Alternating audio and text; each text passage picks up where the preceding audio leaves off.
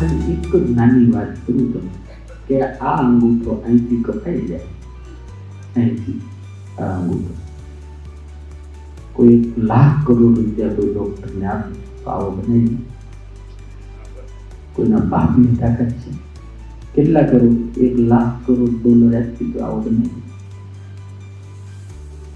તમે જુઓ તો ખરા, ભગવાને આને 3 જગ્યાએથી વાળ્યું તો ભગવાનને ખબર છે આને આમ જ કરવું પડશે. હા, આજે ટક્ચર કર્યું છે એને, ગજબનું છે યાર. આખા શરીરમાં એક પણ એવું અંગ નથી જેને હાડક્યું ન હોય. ખાલી અવળી જે અંદર બનાવી ને પેટીમાં કેદ રાખી જ્યારે બોલે છે, કેદ રાખી છે ને, અવળી જ છે, એકે હાડક્યું નહીં. તમને ખબર છે, તમે આ હાથે કરીને તેલ કે ઘી ખાવ તો હાથ ધોવો પડે, તમારી જીભને કોઈ દર ધોવી પડે.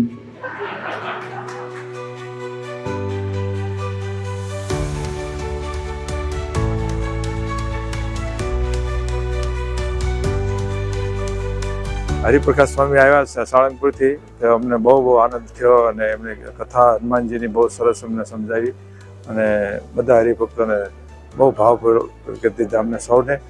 અમને સ્વામીજી પ્રવચન બહુ સારું લાગ્યું છે અને બહુ સત્સંગની સારી વાતો અમને બહુ સરસ યાદ આવી, સરસ લાગી છે. એટલે ઘણું સારું. સ્વામીજીને અમને લાખ લાખ વંદન કરીએ છીએ.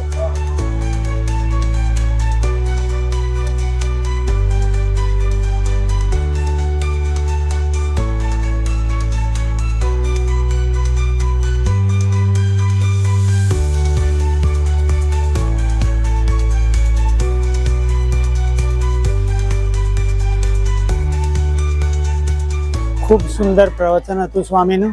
આ પ્રવચનથી નિત્ય ભજન કીર્તન, હનુમાનજી દાદાનું નામ, આનંદથી જીવવાની પ્રેરણા અને દુઃખ નિવારવાની શક્તિ મળી અને મનને ખૂબ આનંદ અને પ્રફુલ્લિતતા થઈ અને આવા નવા પ્રોગ્રામ મળતા રહે ને પ્રભુ અને સ્વામીજી અમને આવા ઉપદેશ આપે, સત્સંગ કરાવે. આજની સત્સંગ સભામાં એ જાણવા મળ્યું કે અગર તમે ભારતમાં પણ રહેતા હોય કે આઉટ ઓફ ઇન્ડિયા રહેતા હોય પણ અગર ભગવાનનો સાથ ન છોડો અને સત્સંગને પકડીને રાખો તો તમને ક્યારે પણ કષ્ટ નડશે નહીં. અને ફર્સ્ટ ટાઈમ આવી રીતના સ્વામી જોડે મારો સત્સંગ થયો છે અને એમનું પ્રવચન સાંભળ્યું અને જે મજા આવી છે મને કે જ્યારે હવે હું એવું વિચારું છું કે આગળ મારા છોકરાને અને બધાને આ રીતના પ્રસંગમાં લાવું અને નેક્સ્ટ યર સ્વામીએ જે કીધું છે કે હું ફરી આવીશ 3 દિવસ માટે, તો ભગવાન કરે હું બી એ 3 દિવસ પૂરેપૂરી સેવા આપી શકું એવી શક્તિ આપે.